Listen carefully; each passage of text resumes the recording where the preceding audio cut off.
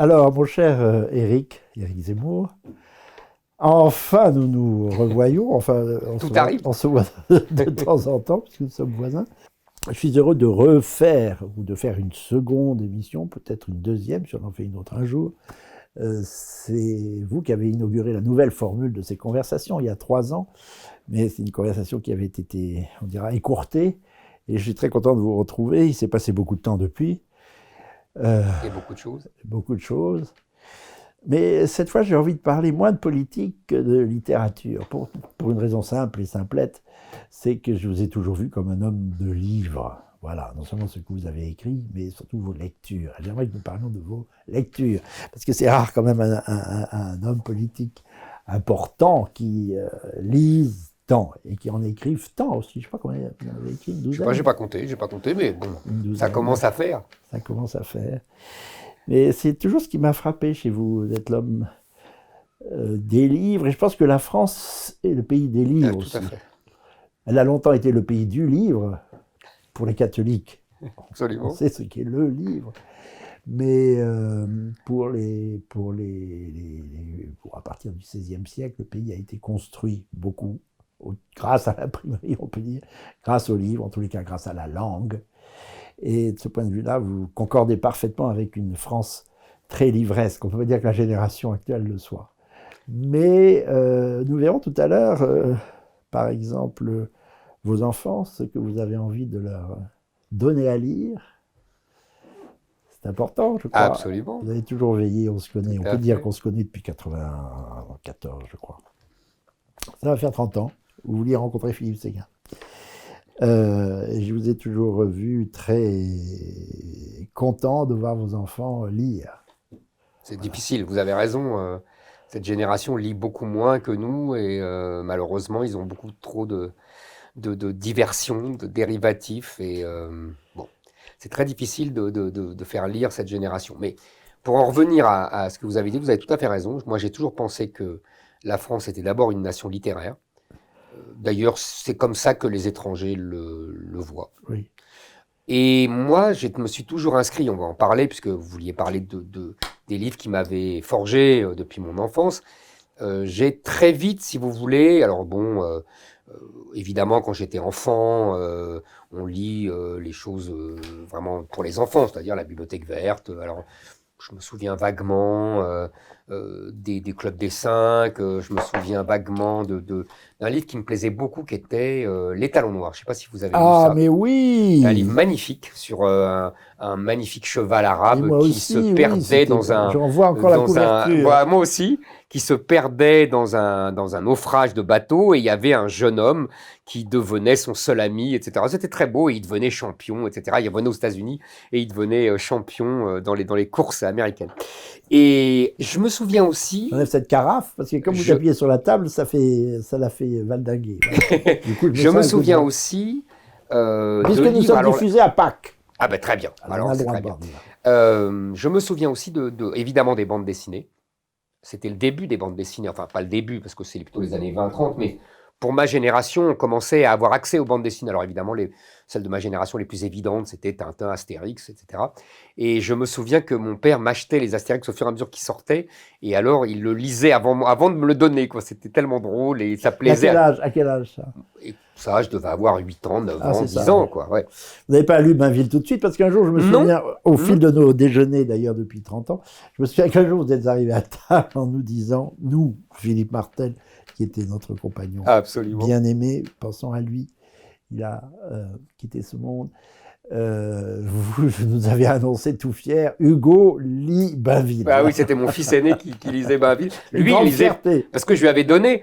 Et moi, je l'ai découvert bien plus tard, en Oui, vérité. oui. Ben, au début, on Et lit autre alors, chose. justement, je vous Alors, ai... faisons les choses en deux. Ah, absolument. D'abord, Dans l'ordre. Oui, d'abord, vos lectures, vous et les livres, Absolument. comme lecteur et comme... Exactement. Et ensuite, je voudrais qu'on fasse une petite liste de livres à conseiller à des enfants, par exemple, aujourd'hui, quoi lire, en fait de fiction, Bonne pas idée. de fiction, Bonne idée. on fera Alors, ça dans un deuxième volet. Très Alors, bien. donc, Alors, vous, justement, alors moi, donc on Éric arrive... Zemmour et les livres. Bon, donc on arrive, effectivement. Donc je vous ai dit les livres assez classiques quand j'étais enfant. Oui. On regardait aussi la télévision, il n'y avait qu'une chaîne. On Oui. avait la chance, et c'est pour ça que Je vous dis ça, on avait la chance d'avoir des programmes souvent très instructifs et très évocateurs. La plupart du temps, à l'époque, ce qu'on appelait l'école de début de Chaumont, vous vous souvenez, c'était que des metteurs en scène, d'ailleurs souvent compagnons de route du Parti communiste, mais ça à l'époque, je l'ignorais tout à fait, vous imaginez, et qui adaptaient les grandes œuvres du patrimoine français. Et un jour, c'est pour ça que je vous raconte ça, un jour, je devais avoir 11 ans, je tombe, 12 ans peut-être, je tombe sur une adaptation par, je crois, Marcel Bluval, si je ne dis pas de bêtises, mais peut-être que je me trompe, un des grands metteurs en scène de l'époque, Communiste. Absolument, c'est pour ça que je vous dis, ils étaient tous communistes. Ça, oui. De Illusions perdues de Balzac. J'étais vraiment enfant, je vous dis 11 ans, 12 ans dans mon souvenir, et là je suis complètement fasciné, à la fois par l'histoire, le jeu des acteurs, l'univers, et c'est pour ça que je vous parle de ce livre, parce que ça va vous ramener à notre discussion inaugurale. Et je regarde ça, vraiment j'étais fasciné, en plus l'acteur était excellent. C'était un acteur qui après a fait des films policiers, il est mort il n'y a pas longtemps, le pauvre d'ailleurs, son nom m'échappe, mais je le retrouverai peut-être. Et je dis à ma mère, j'aimerais beaucoup lire ce livre. Et donc évidemment, c'est pour ça que je n'ai pas pu vous l'apporter, je le regrette. Elle vous l'offre. Elle me l'offre, mais elle ne m'offre pas un livre de poche.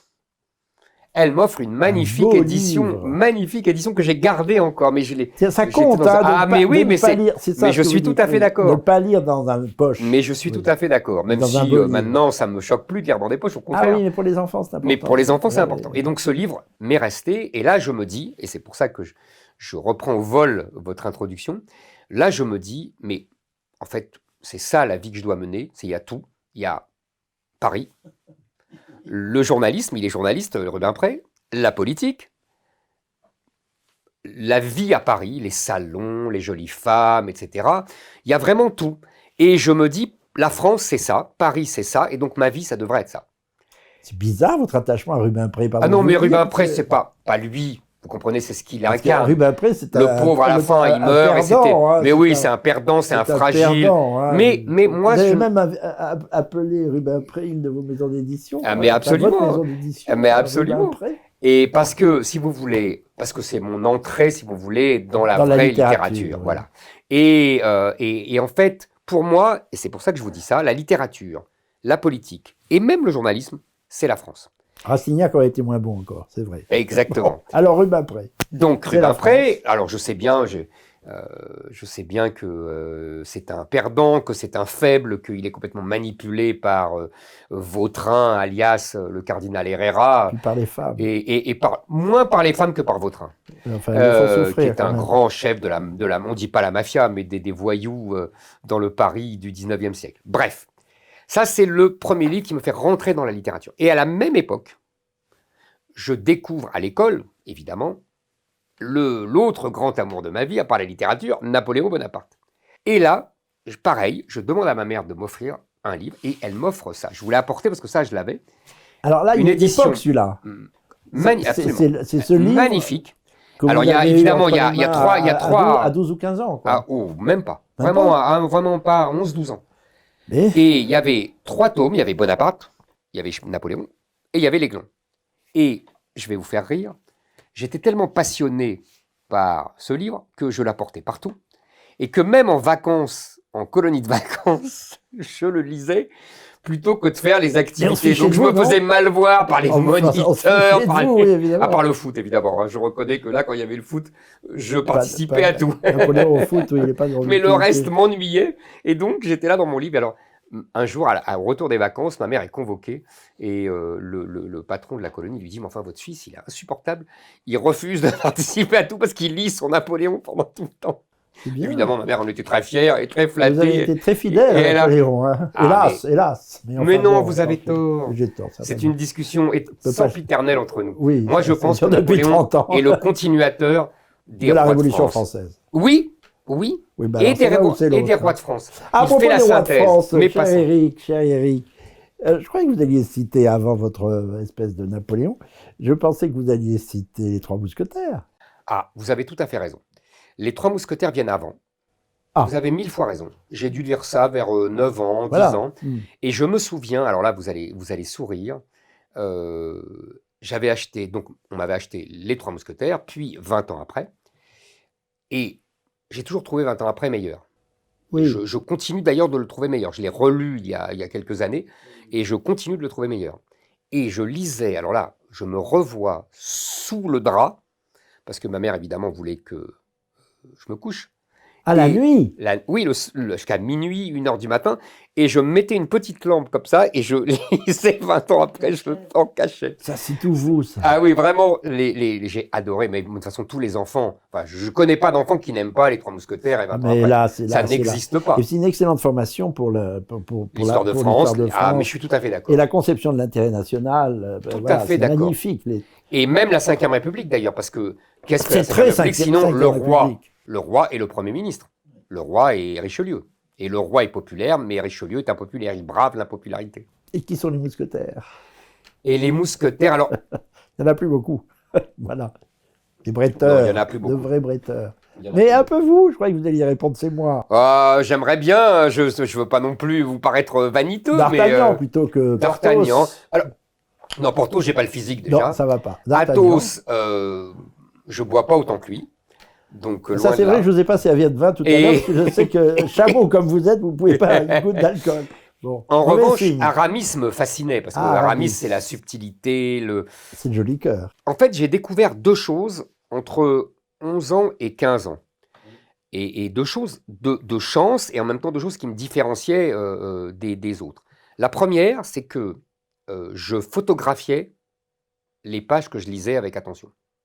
C'est-à-dire qu'elles étaient fichées dans ma tête, et la page apparaissait, donc je lisais comme si je pouvais réciter comme si je le lisais. Et ça, évidemment, c'était une facilité incroyable, une chance incroyable. J'apprenais mes leçons. C'est une mémoire automatique? Une mémoire, ouais, photographique. Photographique, oui. Et donc je photographie, et encore aujourd'hui, hein, oui, pendant l'élection présidentielle, ça m'a bien servi. Oui, c'est quelle page pour se souvenir voilà. quelque chose. Oui, c'est extraordinaire d'ailleurs. Ça, c'est vraiment une chance incroyable, et j'ai toujours été comme ça. Et donc, évidemment, je l'entretiens. Ça se cultive, tout simplement. Bien sûr. C'est pas une chance, c'est un travail. Comme oui, mais au départ, c'est un travail musculaire, oui, peut-être. C'est un travail musculaire, je suis assez d'accord. Ça s'entretient, quoi. C'est ce que je dis toujours aux jeunes, d'ailleurs, pour leur dire, c'est un muscle. Commencez, et après, vous serez... Et la deuxième chose que je découvre vers 13-14 ans, et c'est pour ça que comme vous m'avez demandé des objets, je vous ai apporté, mon cher vous allez Éric. comprendre. J'ai eu la chance, vous savez, c'est le Lagarde des Michards, c'est les livres. Là, je vous ai apporté le 16e siècle. Il y avait évidemment le 17e, le 18e, le 19e, le 20e. Il y en avait un par siècle, évidemment. De plus en plus gros, d'ailleurs. De plus en plus gros, absolument. Et pourquoi je vous apporte ça? Parce que je voulais vous dire que je pense avoir eu une chance inouïe d'avoir l'école de la Troisième République, quasiment. Et encore dans les années 60, quand j'étais enfant. Jusque dans les années 70, ça a été l'école de la 60 quand j'étais enfant, et 70 quand j'étais au collège. Oui. Et on était en fait sur une fin de cycle, on ne savait pas qu'on était en train de détruire. Ça s'est déglingué dans la fin des années 70. Exactement. Ce dont vous parlez d'ailleurs dans le suicide français. Exactement. Et donc là, vraiment, on avait la chance d'avoir des textes, des extraits de textes. Et quand on aimait un de ces textes, eh ben, on allait acheter le livre, évidemment. Oui. On n'était pas obligé d'acheter tous les livres, oui. Mais en tout cas, on avait un extrait, on avait des commentaires, on avait surtout une mise en perspective. J'ai découvert bien après, vous parlez de mes enfants, que dans les livres scolaires d'aujourd'hui, ils mélangent tous les textes. Oui. Ce qui fait que les enfants ne savent pas que La Fontaine est au XVIIe siècle, que Molière est au XVIIe siècle, que Maupassant est au XIXe, etc. Ils ne savent pas. Ils voient les textes arriver comme ça en vrac, et donc ils ne font pas le rapprochement entre la littérature et le contexte politique et historique de l'époque. Et nous, on avait cette chance-là, et c'est pour ça qu'on est beaucoup plus structuré. Qu'est-ce que vous préfériez, l'histoire ou le français à l'école? Les deux? Ouais. Ça va de pair? Les deux. Pour moi, ça allait de pair. Et la géographie, mais pour moi, ça allait de pair. En plus, c'était même... Et la géographie, j'insiste. Ah oui, vous avez raison. Mais parce que j'étais moins bon en géographie. Oui, je suis pas sûr. Vous avez tout à fait raison. Il ne faille pas un peu insister. Il faut insister, vous avez raison. Combien de fois vous avez dit pendant votre campagne, Éric, à la campagne, absolument, des arbres, des champs, mais c'est vrai que j'ai plus de mal avec la géographie. Oui. Mais je suis un urbain, alors évidemment, moi j'aime les villes et tout. Un peu trop. Je vous l'accorde. Non, mais on a tous nos faiblesses. Ah oui, voilà. Mais non, c'est vrai que l'histoire et la littérature et le français, Alors évidemment, quand on aime quelque chose, on est très fort et donc on aime encore plus parce que vous avez commencé, on sait faire tout ce qu'on nous demande, on a des bonnes notes, donc on apprend encore plus. Donc c'était mes matières phares. Donc les profs m'aimaient alors que les autres me trouvaient trop insolent et un peu premier de la agité. classe, oui. Voilà, là j'étais premier de la classe. Pas en tout, hein, mais en français et en histoire, j'ai pas souvenir de pas avoir été Et premier de alors la classe. évidemment, vous lisiez d'autres livres que des livres au programme. Exactement. Bah, après, alors ça c'est une bonne question. En fait, je me suis... Alors là, c'est plus tard, hein. À partir de 16 ans, 17 ans, j'ai pris une méthode toute bête. Vous allez vous moquer de moi. Quand j'aime un livre d'un auteur, eh ben, oui, j'achète la suite. Donc je lis, alors j'en ai un, j'en ai deux, j'en ai trois, j'en ai quatre, j'en ai cinq. Et alors je plonge comme ça avec des délices. Et Balzac, par exemple, Non, c'est j'ai sans pas lu. fin. Oh, j'ai les œuvres complètes. Et alors, j'ai pas tout lu, c'est pas vrai, C'est mais j'en ai lu quand même épouvantable. vraiment beaucoup. Et je vais piocher régulièrement. Je regarde dans mes œuvres complètes, je me dis, ah tiens, celui-là, je l'ai pas encore lu, ou celui-là, j'ai envie de le relire, etc. Donc, j'ai ça pour Balzac, j'ai ça pour les Mémoires de Saint-Simon que j'adore et que j'ai lu entièrement. Et ça, J'ai c'est long, ça. hein. Ah, c'est long, mais j'ai fait ça été après été, Oui. pendant Oui, il 10 y a ans. des livres qui vous accompagnent pendant quelques Voilà, années. exactement. Et voilà, etc., etc. Céline, j'ai également tout lu. Vous voyez, je change comme ça, j'alterne. Oui. Félicitations. Ben merci, mais c'est C'est pas pénible, à mon avis. Non, moi je trouve pas. Mais c'est Faut vrai que vous c'est un de connaître. nos vieux désaccords. Oui. Moi j'aime beaucoup Céline.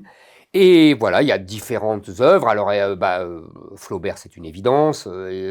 Stendhal aussi. Voilà. Donc après, Et alors, quel lecteur êtes-vous Il y a deux catégories. Bon, schématiquement, ceux qui annotent, il y en a trois. Ceux qui lisent, ceux qui annotent dans les marges et ceux qui font des fiches.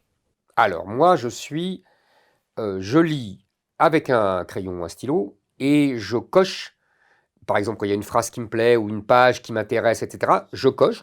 Je mets dans la marge. On peut voir Non, là, il n'y en a pas, Là, mais là, il y en a pas. je mets les Et pages. dans Napoléon, il y en a Non, il n'y en a pas, parce que j'étais petit. Quand on Dans est petit, on je respecte fais les ça livres. depuis, moi, quand même pas. Quand j'étais petit, j'osais pas. Pourtant, c'est Mais, petit. et maintenant, je mets les pages et je mets la référence, si vous voulez, pour que je puisse retrouver Ah, au début du volume, exactement les pages importantes. Et les pages que j'ai relevées, moi, Oui. qui m'intéressent, c'est une phrase qui m'a plu ou une page qui m'a intéressé, je la note pour pouvoir la retrouver aisément. Alors, quand j'ai fini le livre, je relis les notes que j'ai relevées pour bien me les mémoriser, puis je range et il m'arrive de temps en temps à aller chercher, quand je pense à quelque chose, je sais que c'est dans tel livre, mais j'ai pas toujours le souvenir exact de la phrase.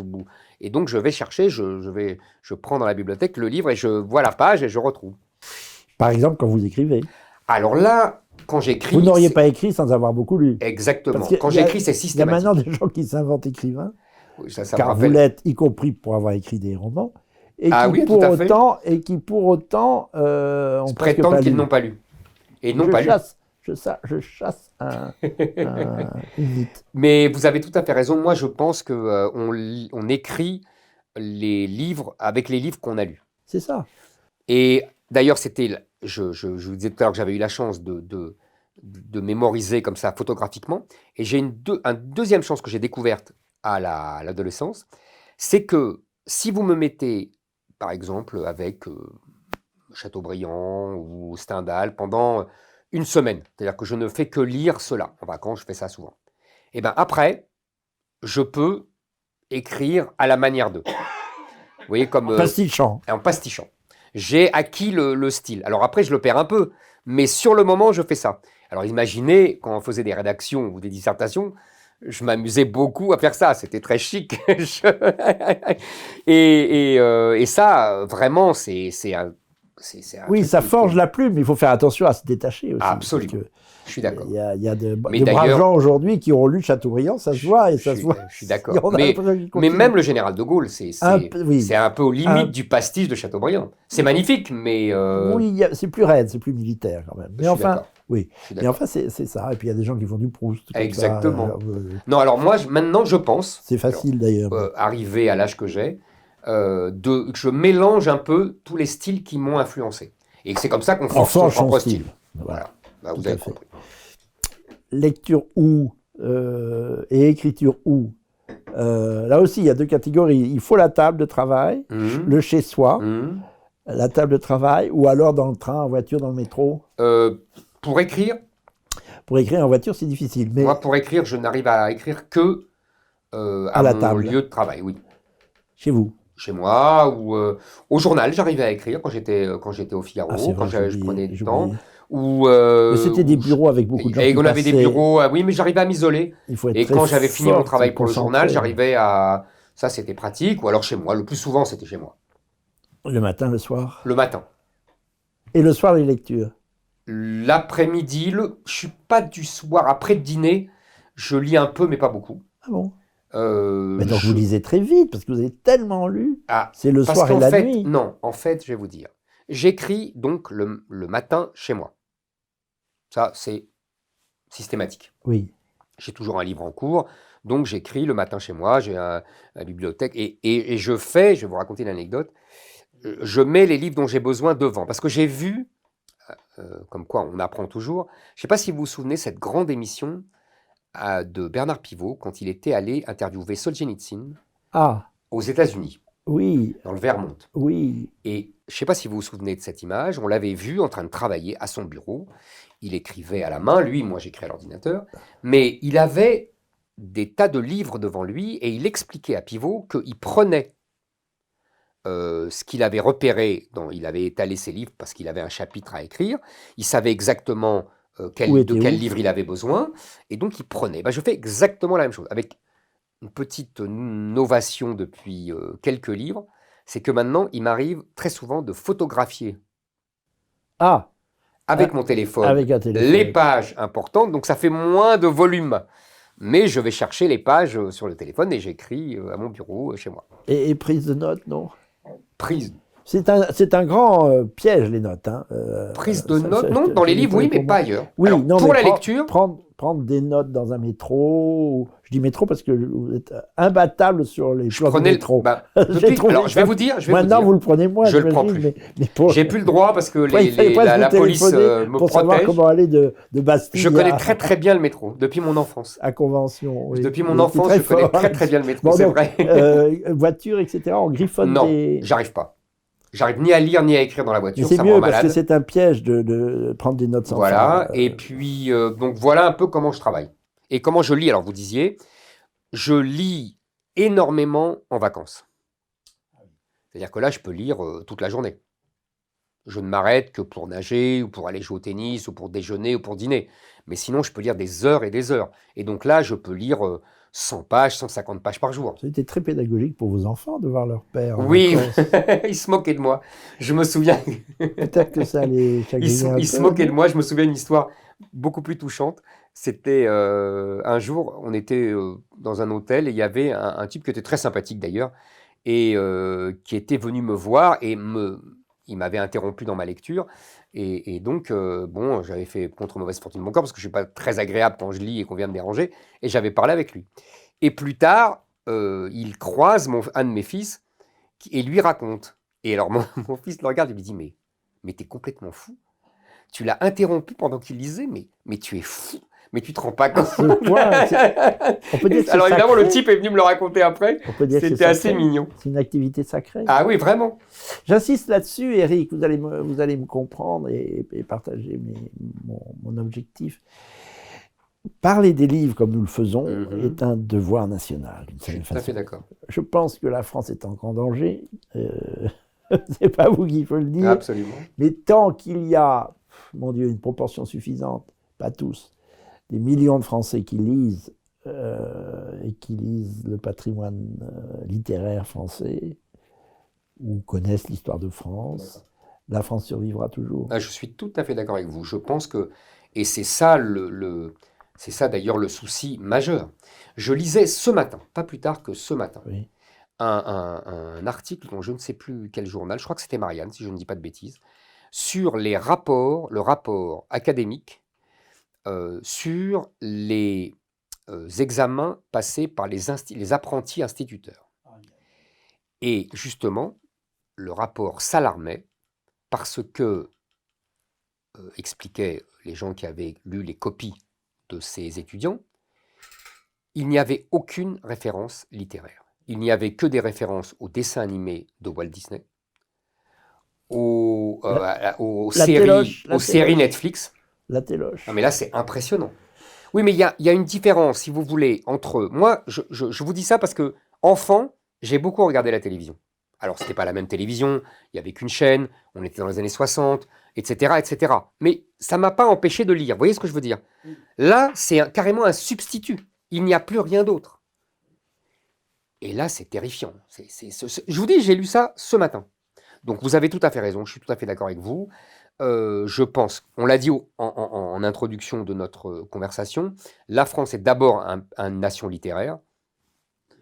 Et donc, si les Français, les jeunes Français, ne lisent plus de grands auteurs, parce que c'est ça, évidemment, qui forge l'esprit, la pensée et la façon de s'exprimer, et donc la façon d'écrire. Mais même la manière d'être Manière avec de les penser. autres, Mais bien de sûr, je suis comprendre d'accord les avec vous. autres. Je suis tout à fait Un d'accord. roman, c'est une leçon de psychologie, ça permet de Moi, savoir je disais ou toujours, deviner ce qui est dans la tête des autres. je disais toujours les grands romans, que ce soit Balzac, Flaubert, Stendhal, tous les grands romanciers du 19e en particulier, mais les autres aussi, ça donne 10 ans, 20 ans d'avance. En fait, on Mais oui, comprend ces il faut contemporains. répéter ça à tous les Contrairement enfants à ce de qu'on croit, France. ça nous retarde pas. Ça nous donne de On prend l'avance. de l'avance. Mais oui, on prend de l'avance Et- sur la connaissance de l'être humain, en fait, et donc de et ses oui, contemporains. oui, oui.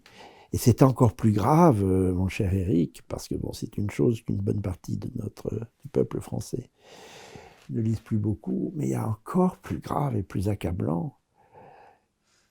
Et vous vous êtes amusé d'ailleurs à en faire plus ou moins un livre, La France n'a pas dit son dernier mot, je montre aussi à l'écran, mais j'en ai autant à votre service. C'est l'inculture des hommes et j'allais dire, et des femmes politiques. Alors, c'est terrible parce que c'est... Vous les avez tous connus, j'en ai connu un certain nombre. Je suis toujours sidéré, Éric. Il y a des exceptions. Nos amis communs, Jean-Frédéric Poisson, par exemple, qui a beaucoup lu. Bon, il y a quelques exceptions. Mais il n'y en a pas tant que ça. Non, il y en a de moins en moins. Quand j'étais jeune journaliste politique, c'est un temps pour situer à vos téléspectateurs, j'ai commencé dans les années 80 et j'ai été journaliste politique jusqu'aux années 2010-20. Il y avait encore, dans la génération qui nous précédait, des gens qui étaient âgés pour moi, qui avaient mon âge aujourd'hui, il y avait beaucoup de gens quand même lettrés. On pouvait côtoyer Alain Peyrefitte, Philippe Séguin, même Charles Pasqua était très lettré, vous l'avez connu comme moi, oui. On est d'accord. On n'avait pas l'impression. Mais oui, sous sa goguenardise et le spectacle qu'il donnait, il était très lettré en vérité, et beaucoup de culture historique. Oui. Il y en avait beaucoup d'autres. À gauche, comme évidemment François Mitterrand, c'est une évidence. Jean-Pierre Chevènement. Jean-Pierre Chevènement, c'est une évidence aussi. Chez les centristes, le plus grand lecteur, vous n'allez pas deviner à qui je pense, il vient de décéder, je suis heureux de prononcer son nom. Le plus grand lecteur que j'ai rencontré, parce que j'ai été un temps, du temps de Séguin, lorsque nous sommes vus pour la première fois. Absolument. J'avais les affaires culturelles dans mon bagage. Je préparais les discours, mais aussi les affaires culturelles, notamment le prix de l'Assemblée nationale. Et il y avait un jury composé à moitié de députés. Il y en a un qui lisait tout, c'est Jean-Pierre Soisson. Mais je le sais. Ah, Jean-Pierre Soisson. Mais je le connaissais très bien. Alors lui, c'était un insomniaque, il lisait la nuit. Absolument. Et moi, je l'aimais beaucoup. Et vraiment, on avait des relations très affectueuses. Oui. Et je sais qu'il lisait énormément, à la fois la littérature et de l'histoire. Et d'ailleurs, il a écrit des livres d'histoire lui-même sur, je crois, Charles Quint, enfin la Bourgogne, sa région. Charles le Téméraire, surtout. C'était Charles le Téméraire. C'est un autre rapport à la chose publique, celui qu'a le lettré. Et, écoutez, là, ne citons pas de nom, mais moi, j'ai servi par chance, plutôt évité, mais quelques-uns, j'ai croisé des hommes politiques, mais qui enfilaient des perles, qui disaient des bêtises. Il faut recréer une femme ministre. Je préfère ne pas dire son nom, ministre des Affaires européennes, qui me dit un jour, oui, il faut recréer une véritable entente franco-allemande et tout refonder l'Europe sur Westphalie. Il faut une inculture Ah oui, ça, effectivement. stupéfiante, parce que le Mais traité là, de Westphalie, en fait, c'était la bah, c'est division exactement de en l'Allemagne, une myriade voilà, dans de l'intérêt de la petits France. États. Voilà, ça c'est bien, Ah bah mais oui, et c'est moi le je suis contraire de ce qu'elle voulait dire. absolument. C'était Elle était pas. conseiller d'État Je en pense plus. qu'ils Si n'auraient ça pas été continue, forcément je d'accord, vais dire les son Allemands. nom. Je crois pas qu'ils auraient été forcément d'accord, les Allemands. Non. Non, mais vous Non, voyez l'inculture. mais bien sûr, il y a deux choses en fait. Il y a la culture historique et la culture littéraire. En général, elles vont de pair, mais pas forcément. C'est vrai. Mais c'est vrai que je voyais chez Mitterrand, De Gaulle, Pompidou, elle allait de pair. Même Giscard, on se moquait à l'époque, mais en vérité, il était 10 fois plus lettré que tous les politiques d'aujourd'hui. Oh, il avait lu Maupassant. Je ne suis pas si sûr que ça. Oh si, quand même. Oui. Oui, il aimait Maupassant, mais il avait lu, il avait une culture classique, comme tous, à l'époque. Donc effectivement, aujourd'hui, non seulement la culture littéraire s'est effondrée, et la culture historique s'est effondrée. Ça fait beaucoup. Chez les politiques, c'est Chez les gravissime. politiques, absolument. Absolument. C'est gravissime, et ne serait-ce que pour ça, vous eussiez mérité d'être président de la République, parce qu'il y a une adéquation entre ce qu'est la France et là, évidemment, sauf peut-être par Poisson, par Soissons, Jean-Pierre Soissons, vous êtes imbattable. Vous savez combien de livres vous avez lus? Non, mais je... Quel est le rythme de lecture par semaine, par exemple, ou par mois? Alors, je vous dis, honnêtement... C'est une phrase un peu bête, une question non, oui, un peu parce bête, que ça dépend. les livres Ça dépend, sont... je peux lire, je vous dis, en vacances, quand je ne fais que ça, je peux lire un livre par jour. Tout dépend de la taille du livre, évidemment. Mais dans la semaine, quand j'ai du travail, j'en lis moins. Mais j'essaye toujours de réserver 2 heures de temps pour lire. J'y arrive pas forcément. Parce que j'ai des rendez-vous, parce que je travaille à un discours, parce que je travaille à une émission de télévision, parce que, vous voyez, et avant... Pendant la campagne électorale, vous arriviez à lire, je crois. Beaucoup moins. Vous aviez Beaucoup moins. J'essayais dans les trains. dans les trains. Et encore, dans les trains, souvent, je devais travailler un discours parce qu'on arrivait, vous voyez, on avait dit ça. Puis les gens viennent vous parler. Et il y avait beaucoup... Non, mais je vais vous dire, en fait, en campagne présidentielle, on n'a pas beaucoup le temps de lire parce que, il y a les discours. Oui. Et j'étais pas... 2, il y a les émissions de télévision qu'il faut préparer. Moi, je les prépare toujours très sérieusement. Et 3, il y a les notes. Oui. On vous fait des notes sur le programme, sur ceci, sur cela, et donc vous lisez ça. Alors évidemment, on a moins le temps de lire, et d'ailleurs, c'était après la fin de la campagne, c'était vraiment une consolation que de retrouver mes livres, etc. Et là, je peux vous dire, depuis... Parce que si vous voulez, quand je n'étais pas un homme politique, j'avais pas mal de travail de journaliste. Oui. Soit j'avais mes chroniques pour Le Figaro. Donc il y avait les livres d'hommes politiques qui ne sont pas souvent... Non, je lisais peu de livres d'hommes politiques. Oui. Mais j'avais mes livres, mes chroniques du Figaro. Non, mais c'est vrai, j'en lisais peu. J'avais aussi mon émission sur CNews, ou ma chronique sur RTL, enfin, etc., etc. Donc j'avais peu de temps, à part pendant les vacances et les week-ends, etc. Mais même le week-end, je lisais pour ma chronique du Figaro. Depuis que je n'ai plus toutes ces activités, je sais... Il y a vraiment un avantage à cela, c'est que j'ai réussi à lire des livres vraiment, comment vous dire, solide. À la fois, soit de la littérature, je vais vous étonner par exemple, j'ai relu Madame Bovary, que je n'avais pas lu depuis 40 ans. Oui. Et d'ailleurs, j'ai compris... On y retrouve des choses. Non, c'est surtout, j'ai compris pourquoi les plus grands écrivains mettaient ce livre au-dessus de tout. Et je n'avais pas compris, je préférais quand j'étais jeune l'éducation sentimentale. Et aujourd'hui, je comprends maintenant, Madame Bovary, c'est vraiment sur la forme et sur le fond, c'est très supérieur à tout en fait. Ça, c'est une chose. Et puis, à côté des œuvres de littérature pure, je vous passe les Mémoires d'Outre-Tombe parce que ça, je relis ça systématiquement. Donc depuis 30 ans, je relis ça tous les 2-3 ans. C'est une question que je voulais vous poser. Vous êtes un relecteur? Pas beaucoup. J'ai quelques tocs, dont les Mémoires d'Outre-Tombe, dont Chateaubriand, Flaubert, mais Flaubert, oui, Proust tous les 20 ans, je dirais. Proust, on peut pas long. Chaque fois lire. Donc, vous voyez, pas beaucoup. J'ai relu récemment Le Maître et Marguerite de Bulgakov. Vous voyez, je prends parfois, mais je ne suis pas un relecteur. Et ce que je voulais vous dire, c'est que là, et vraiment, j'ai honte même parfois, parce que je n'avais pas lu ça, par exemple, depuis toujours. J'avais lu des extraits. J'ai lu des livres de Norbert Elias. J'ai lu le dernier livre de Brodel, vous savez, Identité de la France, que je n'avais L'identité de jamais la lu en France, entier. formidable. Formidable, je Avec suis une tout à fait d'accord. introduction absolument sublime, Remarquable. chaque ligne. Vous voyez, j'ai lu des choses comme ça. Le fameux Les deux corps du roi de Kantorowicz qu'on cite tout le temps. Oui. Honnêtement, j'avais lu 2 pages quand j'étais à Sciences Po. Là, il y a quand même 600 ou 700 Oui, mais pages, hein, c'est pas On rien. comprend assez vite, on comprend assez vite. Oui, c'est Ça vrai. vous arrive de dire, j'ai Non. connu, non, Non. Ah, vous n'êtes pas Je capable. suis... On a connu quelqu'un, je peux citer son nom parce qu'il était formidable, c'est William Abitbol. William Abitbol lisait rarement un livre jusqu'au bout. Il en avait lu 15 pages, 20 pages, 30 pages, il pouvait en parler comme s'il avait... Alors, il paraît lu que 2 ou Napoléon 3 faisait fois. ça. Au bout de... Ah. Il paraît que Napoléon, au bout de 30 pages, 40 pages, il avait compris, il rendait le livre. Alors, vous conseillez d'aller jusqu'au bout, quoi Moi, qu'il arrive. mais c'est moi.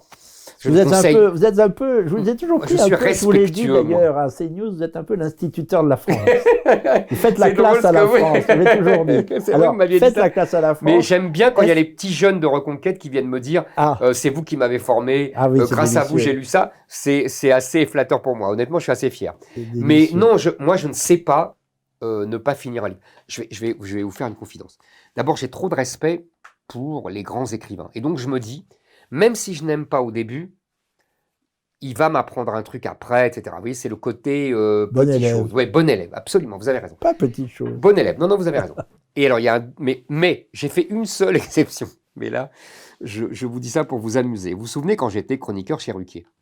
Ah, on n'est pas... Je regarde pas la télé, moi. Mais Ah bon, j'en ai entendu j'en parler. étais là entre la fin des années Oui. 2007-2008 jusqu'à 2010. Bon, bref. Oui. Et là, on recevait des auteurs.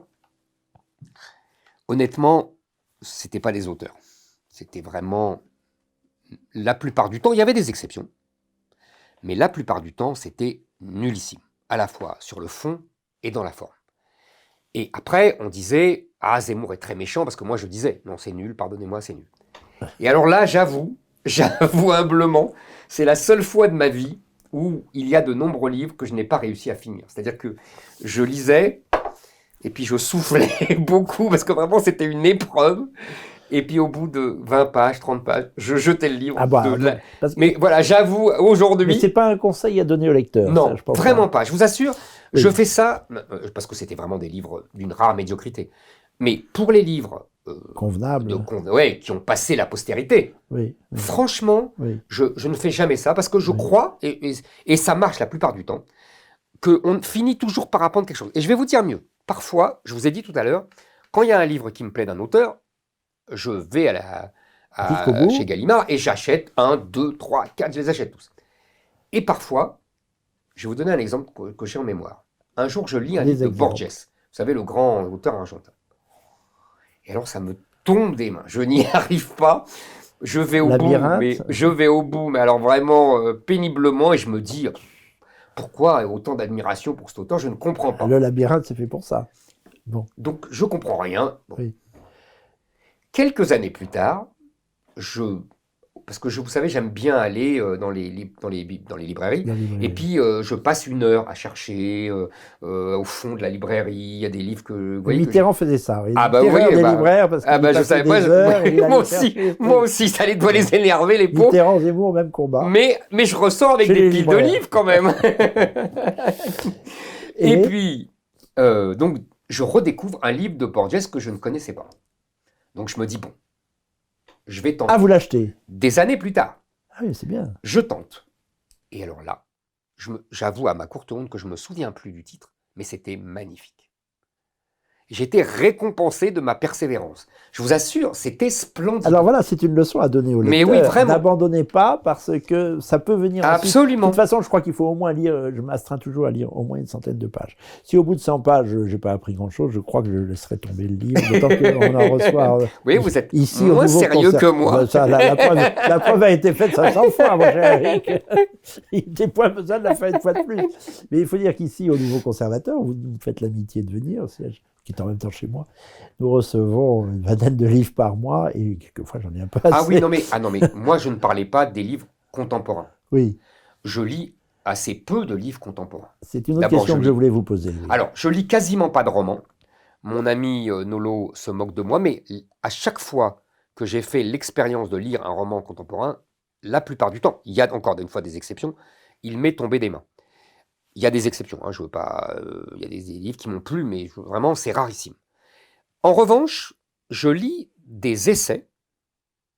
Par exemple, je vous ai dit tout à l'heure que je suis en ce moment même dans le livre de Fourquet sur la présidentielle et la France d'après. L'analyse Et très intéressant. des élections de 2022. Exactement. Ouais. Je lis beaucoup de livres d'histoire.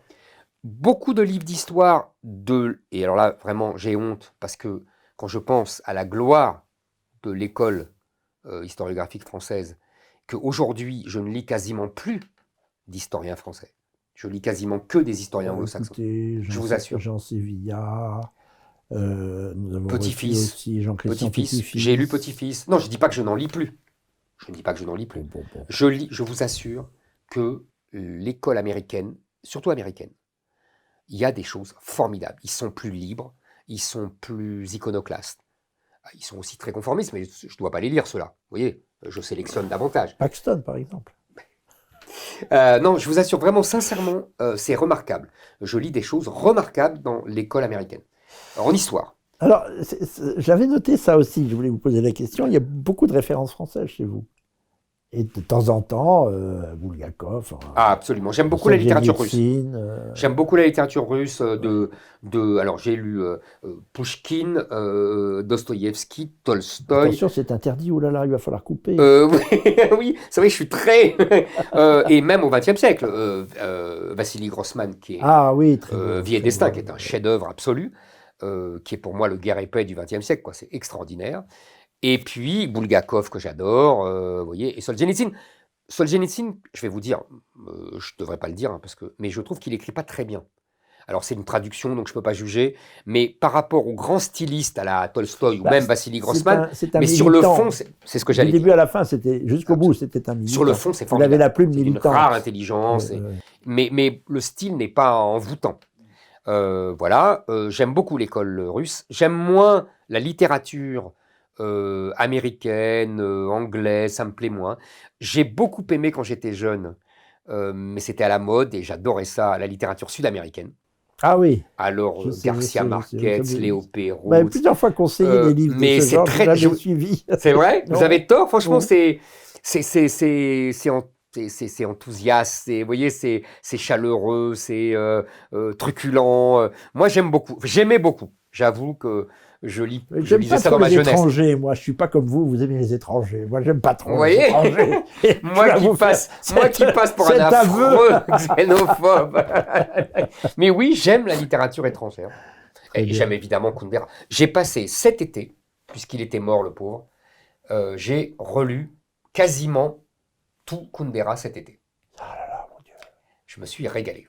Ah bon? Ah ouais, c'est magnifique. Je sèche complètement. Mais non. Je connais du Kundera, ce que Finkielkraut, qui n'a lu que Kundera, on dit régulièrement. Il a lu Hannah Arendt. C'est pas vrai, c'est pas vrai. Alors, je peux. On peut être méchant. Oui, on peut se moquer. Mais je vais vous dire, c'est grâce à lui que j'ai découvert un livre que je recommande à tous vos téléspectateurs, La vieille maîtresse de Barbé d'Aurevilly. Ah, Barbé, oui. Qui est un livre magnifique. Et ben, c'est Finkielkraut qui me l'a conseillé. Vous voyez, vous êtes injuste. Un monarchiste. Et alors, Kundera, je vous recommande, si vous... Pas Finkielkraut, mais non, Barbé. Kundera, je vous recommande La vie est ailleurs, qui est pour moi son meilleur livre. Non. Alors, ça me parle vraiment beaucoup, ce livre. Je me suis retrouvé dans ce livre, etc. Et La vie est ailleurs, vraiment, c'est un livre magnifique. Alors, nous abordons deuxième volet de notre conversation, qui est hélas, 3 fois hélas, galop. Bah, c'est bien. Essayons de faire une petite liste. Justement, soyez un instituteur ou vous êtes un père de famille. Essayez de dire aux Français qui nous écoutent, aux pères, aux mères, aux grands-mères et aux jeunes,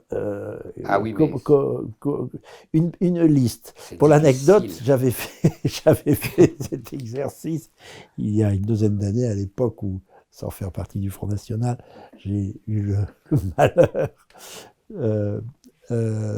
au nom de l'Union des droites, absolument, déjà, marotte que nous avons en commun depuis le XXe siècle, de pousser Marine Le Pen à lire. Elle le souhaitait d'ailleurs. C'était resté un peu virtuel. Et j'ai eu le malheur de lui faire une liste sans doute trop longue, parce que je pense qu'elle n'a jamais Enfin, je pensais qu'elle allait lire 3-4 livres quand même. Et je lui avais fait une liste. Alors, j'avais distingué d'abord entre les romans, Littérature, oui. la Et l'histoire. fiction, l'histoire, un Voilà. peu la philosophie, et Ouais. puis les essais. Bon. Ouais. Alors, est-ce qu'on peut essayer de refaire Alors là, cet mais ça dépend quel exercice? âge. C'est difficile. Ah, vous avez raison. Non, mais alors, non, Adolescent. oui, Adolescent qui peut tout lire. oui, oui, Qui peut tout lire. plus de 18 ans. Enfin, Ouais, ouais. Ah oui, c'est carrément. Donc, bien de lire jeune, mais je crois que c'est. moi, je vais Vous vous avez dire, remarqué quand on relit, je voulais vous le dire tout à l'heure à j'allais propos vous de dire Madame ça. Bovary, quand on lit Évidemment. un livre à 30 ans d'intervalle, on retrouve on Évidemment. trouve des choses qu'on n'avait pas trouvées Évidemment. initialement. Surtout, on le comprend d'une façon Il différente. faut relire. Je suis tout à fait d'accord. Oui, d'accord. Non, ça, je suis d'accord. Surtout la littérature. Les Voilà. romans. Les romans. Oui. Voilà.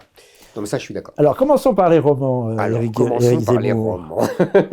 les Ça, les c'est vieux très romans. dur. C'est très dur. Je déteste cet exercice. Ah bon, Ah, c'est très dur. Non, mais je vais y aller, je vais me jeter à l'eau, mais j'ai toujours l'impression d'oublier des choses importantes et la moitié des choses que j'aurais dû dire, vous voyez, que j'aurais dû De toute conseiller. façon, c'est toujours comme ça. Hein. Bon, donc, mais alors, C'est allons-y. quand on sort d'un plateau qu'on trouve ce qu'on Alors, a les dit. romans.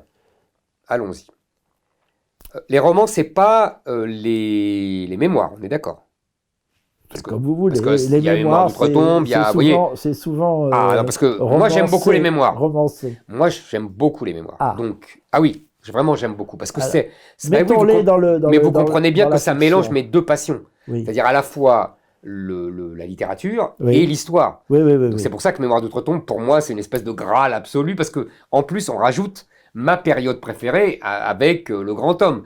Donc ça fait beaucoup. Alors prenons la littérature Les romans. au sens très large. Les romans. D'ailleurs, je signale en passant que vous êtes aussi romancier. Mais oui, j'ai écrit des romans. Plusieurs romans. Et Vous m'avez fait relire un jour Le Dandy Rouge. Vous vous souvenez de ça? Oui. Je me J'aimais souviens aussi bien. de ce que je vous avais dit. Il y a trop de mots. Il y a trop d'adjectifs. Bon, alors, on commence par la alors, les romans. littérature Les pure. romans et la Et on littérature. peut comprendre les essais de Montaigne, par exemple. Oui, bien sûr. Alors, Vous les conseilleriez, les essais de Montaigne? oui, bien sûr. Par petits morceaux.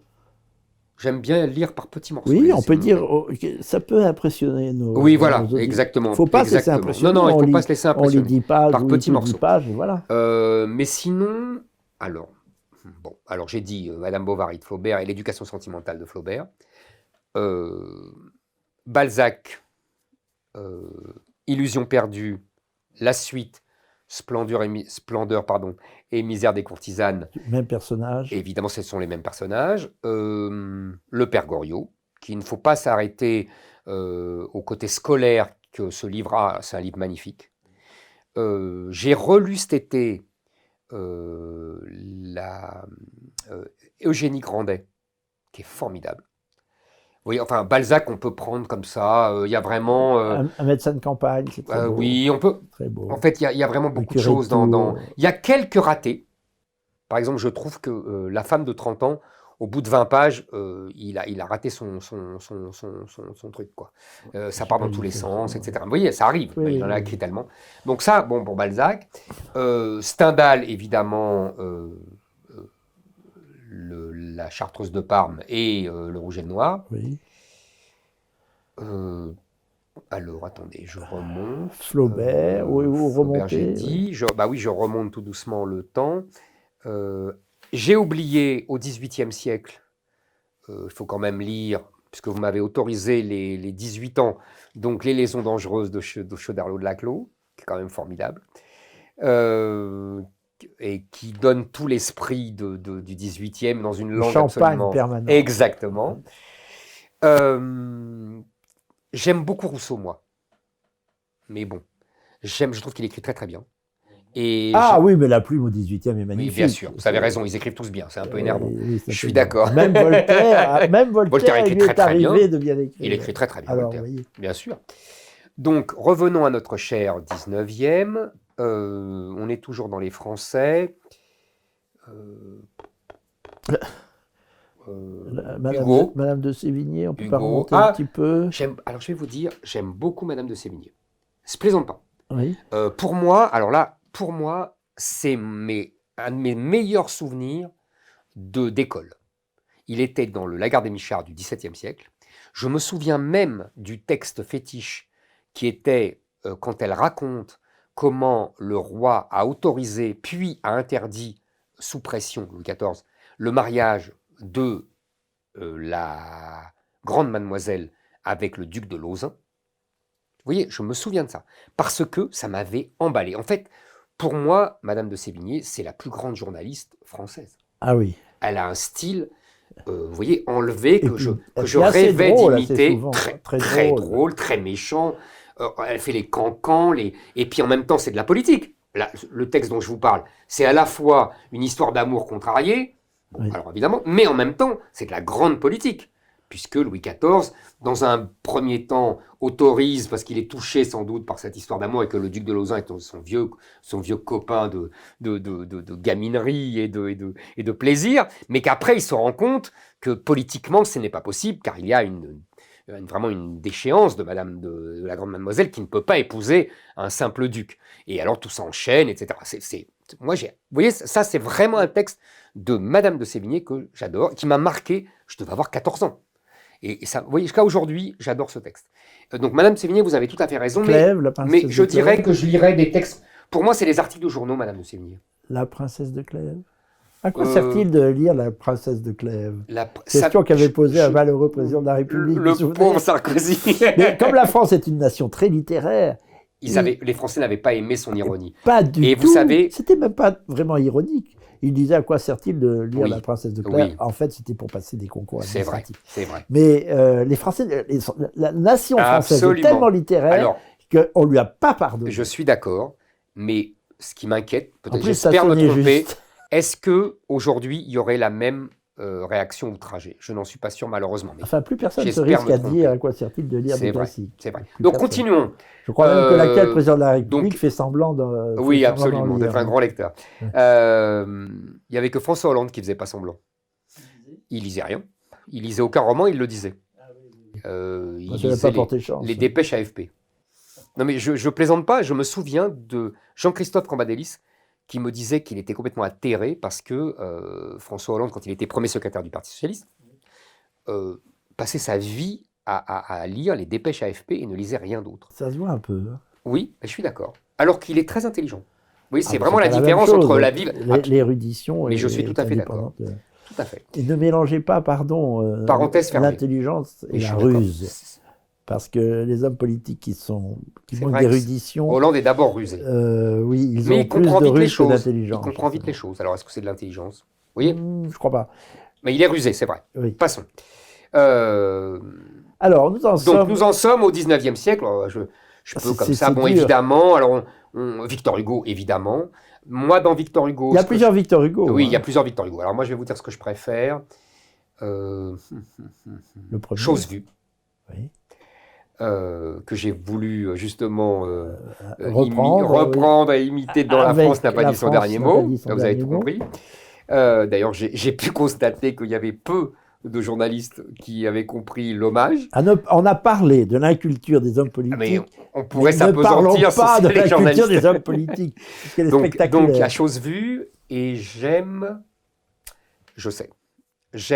le livre sur la guerre de Vendée, c'est, si, vous connaissez bien sûr, sur ça s'appelle, oh mince, j'ai un trou. Ben, il y a 93. 93, Oui. bravo, merci. Mm. 93 est magnifique, C'est le premier Victor Hugo. Parce qu'il y a le Victor Hugo royaliste. bien sûr. D'ailleurs, je vous trouve très. assez classique au sens, il y a plus d'auteurs de droite. Balzac est de droite. Oui, Balzac est de droite. Flaubert est de droite. Il faut dire que. Mais le talent est de droite. Mais oui, contrairement. Mais merci. oui, le talent est de droite. Sauf qu'il y a des exceptions. Aragon, par exemple, est un très grand écrivain pour moi. Oui. Je recommanderais Aurélien et je recommanderais La Semaine Sainte. La Semaine Sainte, qui est un livre justement, magnifique. La On est Semaine d'accord, Sainte, vous voyez. Très gros livre. C'est un très grand écrivain. Mais il faut dire d'ailleurs, parce que ceux qui ont. Il ne faut pas avoir honte de dire que le talent est de droite. Oui, c'est ça. si vous regardez le corpus Mais bien sûr. livresque, les livres classiques, ils sont le fait beaucoup plus souvent Bien de sûr. réactionnaires ou Bien de sûr, classiques ou de absolument. Je conservateurs. suis tout à fait Nous parlions de Taine tout à l'heure. beaucoup plus. Alors, contrairement à ce que l'on croit aujourd'hui, on dit l'intelligence est à gauche, parce qu'ils produisent beaucoup Absolument. et qu'ils terrorisent tout le monde. Exactement. Et qu'ils N'est-ce pas? ils ont la main mise sur l'université. Quand on pense au quartier latin où Bien nous sûr. habitons, vous et moi, à quelques encablures, vous et moi, nous sommes très près de Saint-Germain-des-Prés, de l'église, jusqu'en 1945. Bien sûr. Sous Bien sûr. 1940, c'est la droite qui tenait le haut du pavé. Même la droite monarchiste. Absolument. Alors, Absolument. donc, 93, il y a le Victor donc, Hugo. 93, Victor Hugo, oui, ça c'est vraiment spontanément ce que je Très citerai. bien. Chose vue et 93. Bon, il y en a d'autres, hein, évidemment, mais spontanément, c'est ce que je citerai. Quoi d'autre? Après, on remonte. Il faut venir au 20e. Là. Au 20e. Non, je vous ai dit que j'aimais beaucoup Barbet d'Aurevilly. Alors, dans le monarchiste 19e. aussi. Oui, monarchiste aussi, absolument. Très catholique, monarchiste. Oui, catholique. Absolument. J'aime Huysmans. Ah oui. Encore un monarchiste. Vous Encore allez un me dire. monarchiste. Après, le 20e. Moi, j'aime les deux révolutionnaires. J'appelle révolutionnaires Céline et Proust. Non pas politiquement, mais dans la langue. Oui. Moi, j'ai complètement digéré cette révolution-là et je l'aime. Les deux. Vraiment, j'aime beaucoup et je l'apprécie et je goûte. Même si je n'ai pas aimé, vous savez, Gallimard a ressorti des nouveaux Céline, enfin des manuscrits retrouvés. Et franchement, j'avais l'impression de me faire avoir un peu. Je pense qu'ils ont fait de l'argent avec ça, tant mieux pour eux. Mais les livres ne sont pas terribles, tout simplement parce que Céline n'a pas eu le temps de les retravailler. Oui, nous avons parlé, cher Eric, avec l'un de vos prédécesseurs, François Gibault, qui est Un grand héritier spécialiste de Céline, mais héritier de Céline, héritier, ah oui, qui nous a accordé une conversation. Nous avons déjà parlé de ces inédits de Céline. Mhm. Je m'attendais à ce que vous parliez de Mauriac, parce que vous le citez très souvent, Mauriac. Alors, je vais ce vous qui me dire- ravit du reste. Non, non, j'aime beaucoup Mauriac, mais j'aime surtout son bloc-notes. Oui, Je trouve que c'est d'ailleurs un peu cruel pour lui.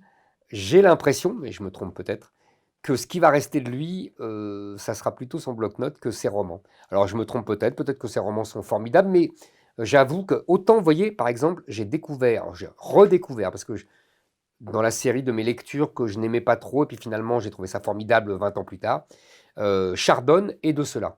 ah, Chardonne. C'est magnifique. Je Et crois ben, qu'il y a une biographie de Chardonne en préparation. Ah bon? Elle va vous ravir. Et les romans, j'ai trouvé ça formidable, mais j'ai lu ça il y a quelques années. Alors, encore un type de droite, vous allez me dire. C'est drôle parce que quand on parle de Mauriac, on pense à Chardonne. Je sais Parce pas que pourquoi. Parce que Mitterrand disait, non pas de Chardonne, ce qu'il était un peu, mais de Mauriac, puisque Mauriac l'attaquait beaucoup en tant que gaulliste. Oui, c'est un écrivain régional. Mais je ne suis pas d'accord avec vous sur ce point. Il y en a quelques-uns d'ailleurs sur lesquels nous divergeons, cher Eric. Beaucoup plus majeurs que cela. Je trouve que les romans tiendront le coup. C'est pas possible que Génitrix, c'est pas possible bon que Le baiser au lépreux Il ne faut tienne pas. peut-être, encore une fois, peut-être que ce genre de roman, Mais alors, je dois les relire aujourd'hui. là, je les C'est donnerai très à lire possible. tout de C'est suite. comme parce que Chardonne. c'est une psychologie absolument C'est très imparable. possible. Et c'est une école de psychologie. C'est un cours de psychologie. Je ne conteste pas Je parce mets mon grain de que... sel. Non, vous avez raison. Mais en l'occurrence, c'est plus, vous voyez, parce qu'ils sont passés à la trappe un peu. Et donc, il faut que c'est ce genre Il y de en a livre que tellement je... qui sont passés à la Mais trappe. oui, c'est ça. Gide, Mais oui. vous n'en Alors, parlez Gide, pas. j'aime Gide. plus du tout. Non, voilà, c'est ça. Alors, honnêtement, j'avais lu Nathanaël quand j'étais jeune, ça m'avait Jette mon emballé. livre. Et maintenant, Nathanaël, jette mon livre. Voilà, jette mon livre. Ça, c'est les nourritures terrestres. Exactement, les nourritures Oui, terrestres. ça, c'est très daté. Mais le journal est moins daté, tout de même. Le Ah, journal. mais j'ai jamais lu le journal. Honnêtement, j'ai jamais lu. Il y a En revanche, 3 moi, tomes, je crois, Ah, chez, ouais. chez Gallimard. J'aime C'est beaucoup, alors dans le 20e, j'aime beaucoup Morand. Oui. C'est assez facile. Ah, mais- encore la droite. Encore la droite. Mais c'est pas de ma faute. Alors, non, mais j'ai mon Ah. excuse de gauche, Aragon. Aragon. Mais c'est sincère en plus. Mm. Je l'aime vraiment beaucoup. J'aime beaucoup, je vous ai dit, Aurélien, j'aime beaucoup même l'Impérial, j'aime beaucoup évidemment la Semaine Sainte, je dis évidemment parce que c'est sur Napoléon, qu'on ne voit jamais dans le roman, mais qui est un livre magnifique. Non, franchement, c'est très très Il y a bien. un Aragon. auteur pour vous, c'est Monterland. Monterland, j'aime beaucoup. Les jeunes filles, c'est magnifique. Ah, Toute vous la êtes, série, vous êtes plus d'ailleurs, monterlandien Oui, que vous ne le pensez. absolument. Non, mais je suis À des d'accord. égards. Je suis d'accord. Non, c'est très bien, Encore Monterland. qu'il y a une part métaphysique. C'est très, très bien, je suis soit dit d'accord. par parenthèse, Euh, il n'y a pas beaucoup de philosophes dans ce paysage. Alors, je vais vous dire, vous avez tout à fait raison. Mais vous avez tout à fait raison. je lis très peu de philosophie. Euh, ça me, ça me passionne pas quand j'arrive à en Quelques dialogues lire. de Platon, quand même, on Oui, non, peut mais c'est ce que pas s'en j'allais dire. Non, non, mais passer. attendez. Je- j'ai lu les classiques, le banquet, voilà. Quelques J'ai même textes lu récemment d'Aristote. toute une histoire, vous savez, par Gerfagnon, que je trouve Ah, tout à fait remarquable. Jeff, oui. C'est remarquable. C'est remarquable parce que moi, ça me plaît davantage. Il remet la philosophie dans son contexte politique et historique.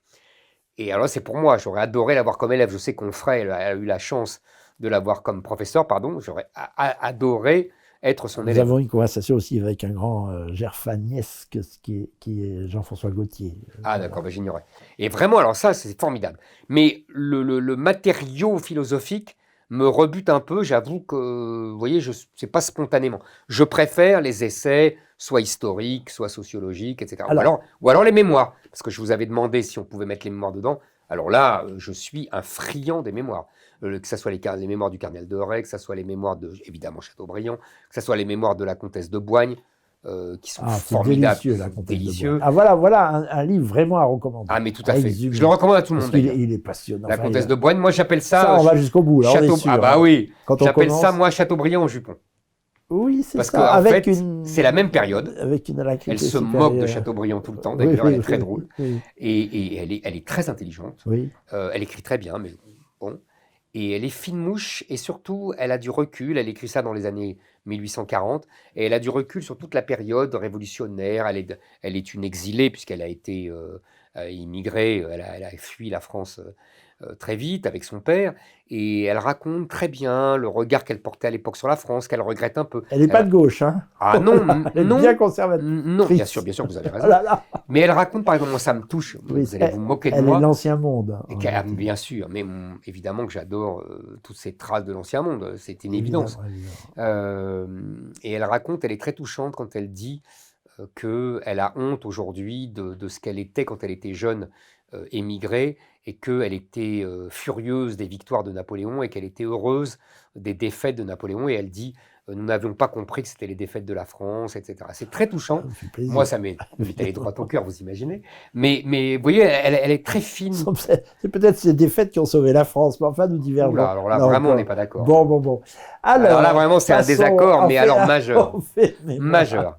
On était très mal partis. Hein, bon, enfin, bref. Ah non, vraiment, je pense que ce sont ces défaites qui ont fait que la France n'est plus le géant qu'elle était auparavant. C'est une vieille conversation que nous avons. Je n'aime pas Absolument. la forme impériale. Mais vous avez tort. Mais peut-être que la vous rive avez gauche tort. du Rhin, on aurait pu. Mais oui, et l'Italie du Nord, l'Italie quand du même. Nord, on Bah pourrait. oui, ah oui, Bah, l'Empire, la France vous y nous venez, faisait. c'est la France. C'est la France. Mais pour moi, c'est la France. On reprend toujours ces J'amuse conversations beaucoup mes depuis amis 30 ans. italiens quand je dis ça. Évidemment, ils connaissent comment dire, En fait, ma passion pour cette région et pour Napoléon. Qui ne la connaît pas. Et alors, les mémoires, c'est beaucoup au XXe siècle, les mémoires du général de Gaulle, Churchill. Évidemment. Oui, c'est vrai. Pourquoi beaucoup? Non, moi, pour moi, j'ai lu les mémoires du général de Gaulle et les mémoires de Churchill.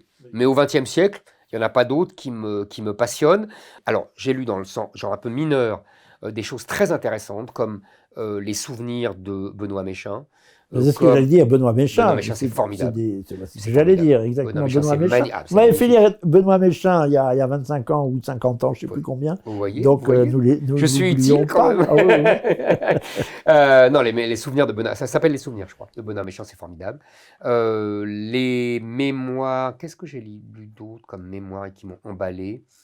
Il ne faut pas surcharger non plus. Non, c'est vrai. Déjà là, on a donné beaucoup. C'est comme Marine Le Pen. On peut remonter. Ils vont tourner le bouton, il y en a trop. On peut remonter jusqu'au... Mais c'est vrai qu'à partir des années 50, 60, il y a encore des choses, mais ça baisse quand même. On ne parle pas des contemporains, vous ne parlez pas de Camus? J'aime pas beaucoup Camus, sauf un livre que j'adore. Mais... Il y a deux Camus dans mon esprit. Ah, moi, j'aime un livre de Camus. C'est Le Premier Homme.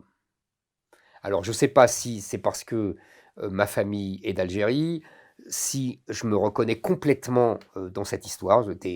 Mais vraiment, j'étais ému aux larmes en lisant ce livre. Alors que je vous dis, je n'aime pas Camus en général, il ne m'emballe pas, il ne m'enthousiasme pas. Et ça m'a saisi. la fameuse scène de l'instituteur qui vient supplier la mère et la grand-mère de le laisser, le petit, parce qu'ils sont très pauvres, aller en 6e à Alger. Enfin, mais tout ce livre est sublime, vraiment. Pour moi, c'est un chef-d'œuvre. Vous voyez. Il y a un autre Camus, qui est Renaud Camus. Ah, Renaud Camus, c'est pas la même chose. Pour moi, alors je vais vous dire franchement, dites-moi.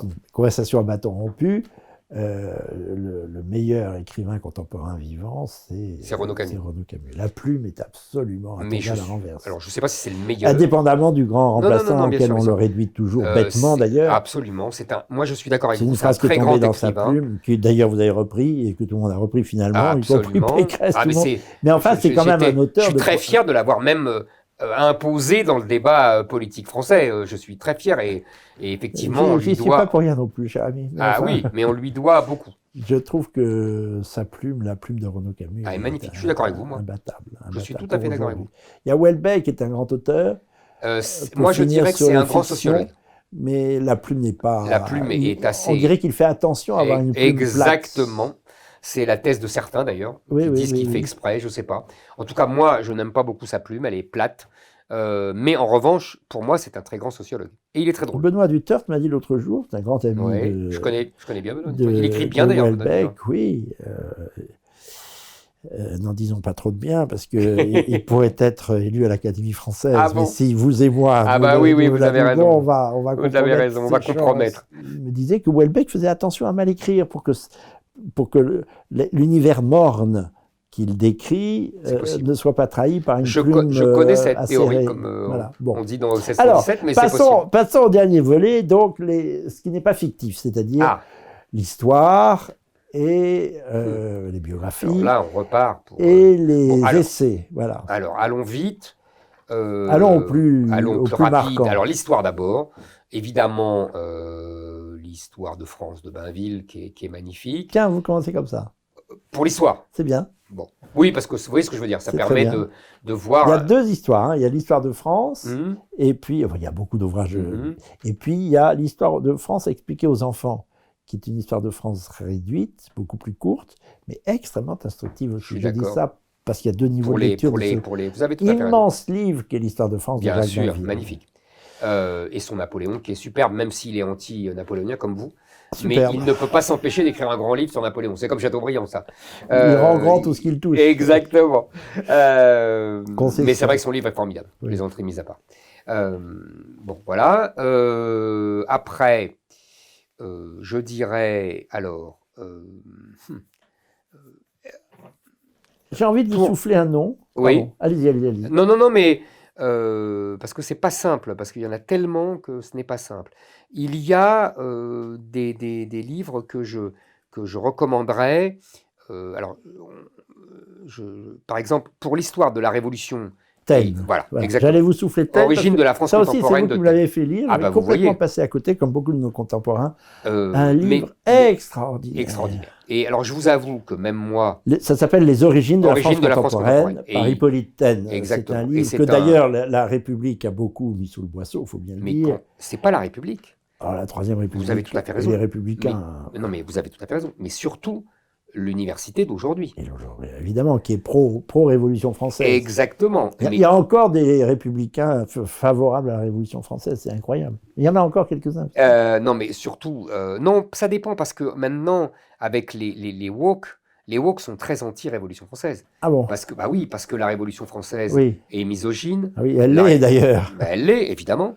La Révolution française est violente, ils détestent la violence. La Révolution française est blanche. Oui. Enfin, vous voyez, donc non, il et un rejeton de la Révolution française du nom de Bonaparte a rétabli l'esclavage. Alors que je préciserai toujours que l'esclavage a été aboli par Louis XII. Sur le sol français, vous avez raison. Oui. Bien sûr, je sais bien. Napoléon le rétablit. Pour les colonies, il le rétablit. 1848, etc. L'esclavage a été interdit en France parce qu'elle était catholique. En 1200, je ne sais pas combien, Louis XII. Taine, c'est un chef-d'œuvre. Oui. Ça, je vais vous dire, je ne l'ai pas lu tôt. Je l'ai lu assez tard. Je l'ai lu il y a même pas une dizaine d'années. Oui, mais vous le lisiez un jour, il faut absolument que tu lises ça. Absolument. Et ça a changé complètement mon regard sur la Révolution française, sur l'histoire de France, etc. C'est un pur chef-d'œuvre. C'est un grand conservateur. Absolument. Parce qu'il Un se grand trouve, conservateur. il y a des gens, des esprits chagrins ou peu érudits qui disent que la veine conservatrice a disparu au XXe siècle, au XIXe siècle, pour réapparaître ensuite. Ah oui, Or, Taine était, bien sûr. le succès qu'il a eu Bien avec sûr. les origines de la Vous avez France raison. contemporaine est la preuve qu'il y avait déjà Non, c'est un qu'il immense y avait livre, vous déjà avez un tout fil à fait raison. conservateur. Mais je crois qu'il a passé sa vie, hein, il a passé 20 ans, ans. 20 ans. Il a passé 20 ans et Après la Commune, c'est la et- Commune qui l'a secoué. bien sûr. Et il meurt sans l'achever. Mais enfin, il a dit l'essentiel. Oui. À propos du conservatisme, j'aimerais citer Zemmour dans Le Nouveau Conservateur, justement. Et on avait parlé de Taine, et vous dites, en fait de lecture, vous lisez Le Nouveau Conservateur, vous y écrivez de temps en temps. Mais absolument, vous je lisiez. pioche crois avoir parfois des compris que articles. vous lisiez, parce Non, qu'un jour je vous le lis, l'avez je parlé le dans la rue. Je le lis. J'étais très flatté de savoir que vous nous lisiez, pardon de ce Non, mais vous avez raison. passage publicitaire. Et donc, dans le numéro 4, en 21, vous nous écriviez, vous nous disiez, j'insiste sur ce point, c'était Taine, parce que je pense que le conservatisme devrait être la politique la plus défendable et la plus naturelle. Il faut conserver. On est en train de tout détruire, de tout saccager, qu'il s'agisse de paysages, de culture, de l'âme du peuple, de sa composition ethnique, religieuse. Il faut faire exactement le contraire. Le programme idéal, c'est le conservatisme. Voilà, alors, Bien je ne sûr. peux pas ne pas Mais vous citer ce vous passage. savez, vous avez raison. Et on est en fait, on a tellement détruit Oui, que je pense même qu'il faudrait restaurer. oui. Parce qu'il y a des choses à restaurer. Parce que je donne un exemple simple. L'école, elle est tellement saccagée, tellement détruite, qu'il faudrait une œuvre de restauration C'est le grand de suffixe l'école. ou préfixe, pardon, du conservatisme. Refonder, restaurer, Bah voilà, rénover, absolument. reprendre, Bah, nous sommes reconstruire. d'accord. Nous sommes dans le re, Bien parce sûr. qu'il fait C'est d'ailleurs référence indispensable à une conception cyclique de de l'histoire. l'histoire. Et c'est bien de séjourner sur la Révolution française, parce que je ne crois pas du tout, une minute de politique, je ne crois pas du tout à la distinction des trois droites de René Raymond. Je pense que la droite bonapartiste, vous l'avez dit dans un autre numéro du Nouveau Conservateur, d'ailleurs, il faut faire la synthèse Gaulo-conservatrice. Oui. Pardon. Oui, je vois ce que vous voulez dire. Gaulo-conservatrice. Conservatrice. Non, vous disiez gaulo-napoléonienne en réalité, ou gaulo-bonapartiste. Voilà, c'est ça, je cherchais le mot bonapartiste, décidément. Mais en l'opposant à l'orléanisme de Macron. Je crois que c'est pas très opérant. D'ailleurs, De Gaulle appartient un peu aux trois droites. Absolument. Et bon. Il fait la synthèse des trois d'ailleurs. Oui, mais elles sont faciles à synthétiser, encore que le bonapartisme et l'orléanisme, c'est plutôt des centres, à mon avis, mais passons. Ah bon? Il y a pas. Oh, moi, il je faut pense faire qu'on une peut les autre synthétiser typologie aussi. des droites, je Oui, trouve. mais c'est pas simple. Ah, C'est pas il y a la droite justement légitimiste, ça elle existe, celle qui remet en question la Révolution française, c'est-à-dire qui Oui, en mais tous les alors, cas elle est renoue avec vraiment l'ancien monde. marginale. C'est nous, cher ami. Oui, Bon. mais Nous ne sommes pas intellectuellement. marginaux. Non, parce qu'il y a une différence entre intellectuellement et Oui. politiquement. Oui. Politiquement, c'est en vérité inutile de remettre en cause la Révolution française. Ça a été l'histoire de France. Et puis voilà, vous voyez, intellectuellement, on peut critiquer, etc. Mais politiquement, je pense que c'est inutile. C'est Bon, ça que je voulais dire. Je dirais qu'il y a aussi la droite européenne, elle existe, qui est plus athée. Mhm. Et puis, Mais c'est l'orléanisme, la droite européenne. Non, non, c'est une droite, je fais référence à une droite beaucoup plus dure, beaucoup plus critique sur l'héritage chrétien, beaucoup plus Europe blanche, si vous voyez ce que je veux dire. Bon, Ah oui, d'accord. voilà, Mais c'est le Grèce, etc. Bon, Moi, c'est une autre droite. Oui, oui. Et puis il y a maintenant la droite américaine, que je crois aussi assez. Écoutez, on avait dit qu'on ne parlerait pas assez politique, prégnante. mais je ne vous Bon. suivrai pas dans cette typologie. Je pense en tous les cas que la typologie de Raymond est assez obsolète. Alors, C'est Taine, possible. donc, pour en Bon. revenir à ce Taine, très grand homme, absolument. Et vraiment, ça a changé mon regard sur la Révolution française. Et je suis beaucoup plus critique après Taine qu'avant Taine. Voilà, pour parler vite. raison de plus pour le lire. Et raison de plus pour le livre. Mais ça ne m'empêche pas de... Moi, vous savez, j'aime bien, quand il y a un événement aussi énorme que la Révolution française, lire des auteurs d'avis différents, voire opposés. Oui. J'aime lire Taine, mais j'aime lire aussi Michelet, j'aime lire, vous voyez, tous les auteurs autour de la Révolution française. J'ai adoré Lamartine, l'histoire des Ah, Girondins, qui est Girondin. formidable. Et puis même des livres plus récents, vous voyez, sur la Auquel Révolution. Bainville fait référence d'ailleurs. Il fait référence Absolument, et à Lamartine absolument, et à Michelet du reste. absolument. Oui, Et c'est ce sont votre, des livres, c'est ce sont des votre livres veine, magnifiques. oui. Franchement magnifique sur l'histoire de la Révolution, c'est magnifique. Voilà des Même, choses à faire j'ai lire lu aux même pendant le Français. Covid l'histoire de la Révolution par Thiers, et qui est tout à fait passionnante, Ah, parce ça, que, oui, pendant le Covid, j'avais le temps, c'est puisqu'on était incroyable. enfermés. Vous êtes un lecteur éblouissant parce que Non, personne ne lit. mais moi, je lis, voilà. Et c'est très intéressant Cher. parce que d'habitude, vous savez, les histoires de la Révolution s'arrêtent en 94 avec la chute de Robespierre. Michelet s'arrête là, etc. Et Thiers, lui, continue avec le Directoire. Et c'est assez rare. En général, le Directoire est pris dans l'histoire de Napoléon, vous voyez. Oui, oui. Et là, non, lui, il continue l'histoire de la Révolution avec le Directoire. Et c'est très intéressant, et parce que ça va vous agacer, mais on voit en vérité que les problématiques que va rencontrer Napoléon sont déjà dans le Directoire et dans l'histoire de la Révolution, etc., etc. C'est une continuité, tout ça. Mais enfin bon, passons. Et au XXe siècle, alors, Alors, au le XXe grands siècle, essais. les Un jour, grands essais. vous m'avez cité, j'essaie de parler moi aussi d'auteurs étrangers, Mhm. le siècle juif de Yuri Alors, Siskin. j'arrive jamais Siskin, j'arrive jamais à prononcer son nom, mais c'est un livre effectivement assez qui éblouissant, vous a beaucoup marqué. moi aussi, qui m'a beaucoup Donc, mais marqué. c'est encore vous qui m'avez Bah, fait vous lire voyez, Siskin. oui. Mais je pense que réciproquement, on s'est Je vous inspiré suis quelquefois indispensable. Non, je vous pas à taquine. vous, à la France. Oui. Mais oui, c'est un livre Le tout à siècle juif, fait c'est très intéressant. très hein, intéressant, parce en qu'il donne distinguant, une grille de c'est lecture ça. de l'antisémitisme moderne, du 19e siècle, du 20e siècle, et il explique vraiment sur la longue durée, et c'est assez brillant et assez convaincant. C'est-à-dire que le XXe siècle a perdu les valeurs apolliniennes. Alors, voilà, sa thèse, je ne voulais pas rentrer dans le de détail, la- mais de- sa thèse, c'est de qu'effectivement, il y a les l'enracinement. apolliniens et les mercuriens. Les apolliniens étant en gros, effectivement, les enracinés, donc les paysans, les mais aussi guerriers. les soldats, voilà, les Oui. guerriers. Et les mercuriens, Mercure étant évidemment les commerçants, commerçants. mais aussi les Le écrivains, les fluide. journalistes, Le fluide. les relations, quoi. Et il explique que depuis le Moyen-Âge, dans toute civilisation d'ailleurs, parce qu'il donne des exemples, alors là, on est perdu par son érudition en Chine, en Inde, etc. Mais il dit que dans toutes les civilisations, il y a des apolliniens et des mercuriens, et que chacun tient son rôle. Et il dit que dans la civilisation européenne occidentale, les juifs sont les mercuriens de service, si j'ose dire. Et qu'il n'y a pas de problème, bon, très bien, avec les apolliniens. Et il dit le grand basculement, c'est le 19e siècle, où là, pour la première fois, par la révolution industrielle, par tout cela, les mercuriens tiennent le haut du pavé.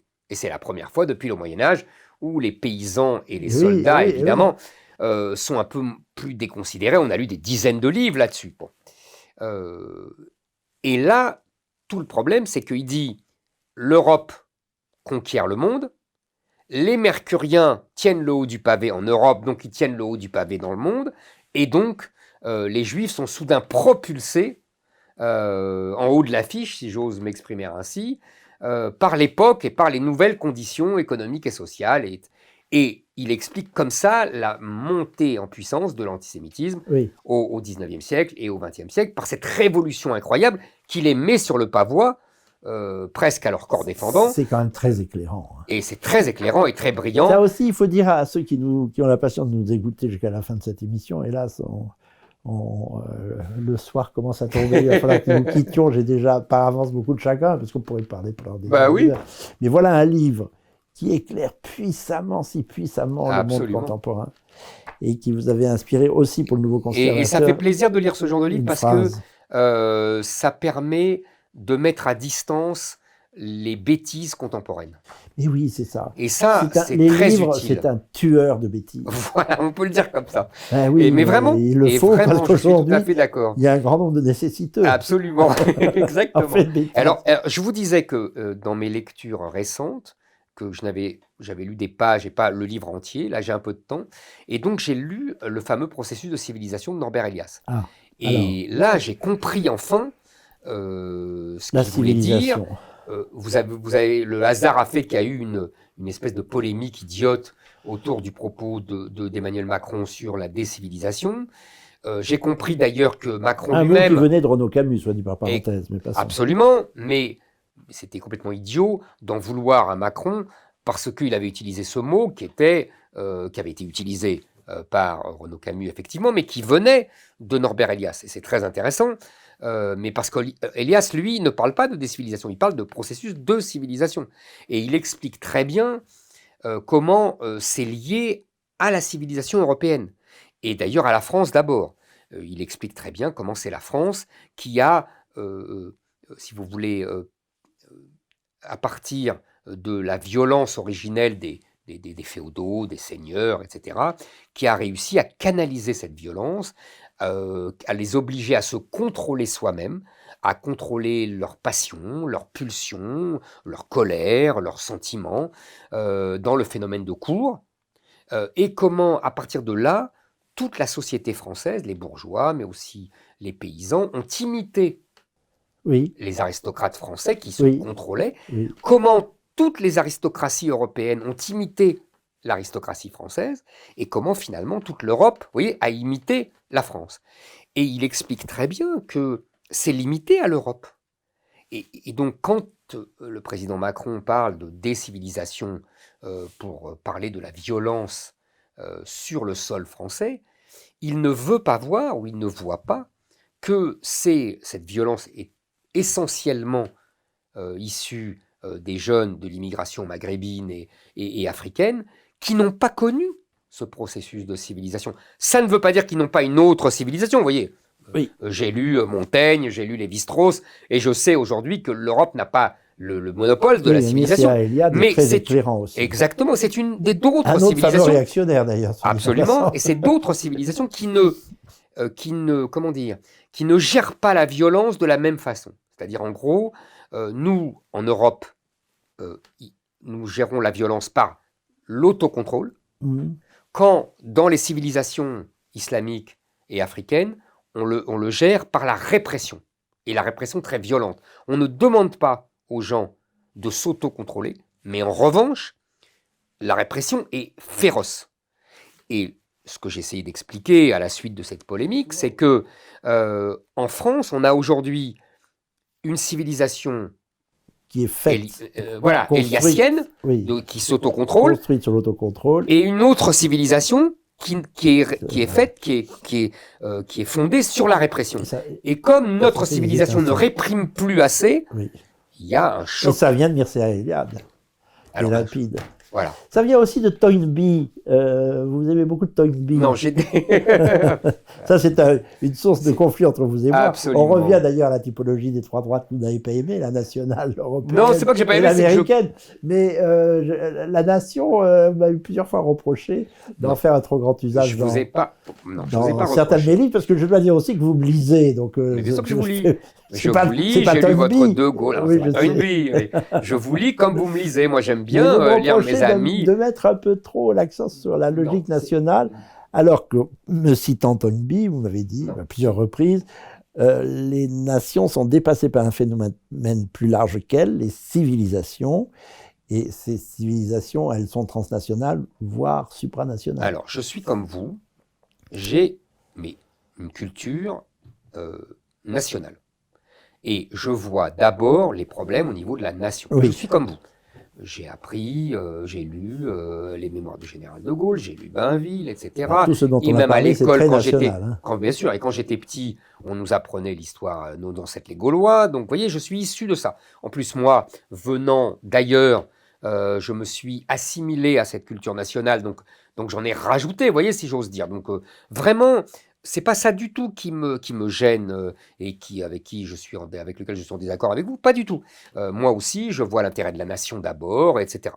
Mais ce que je voulais vous dire, après cette lecture de Toynbee, après la lecture de Huntington, le fameux Clash des civilisations, dont j'ai compris en lisant Toynbee qu'il était l'enfant de Toynbee, Huntington, c'est-à-dire qu'il utilise le matériau de Toynbee. Non, moi je pense qu'il a Huntington, c'est une machine de guerre américaine pour dire qu'on est tous dans le même bateau. Ça, c'est c'est l'exploitation qu'en fait George Bush.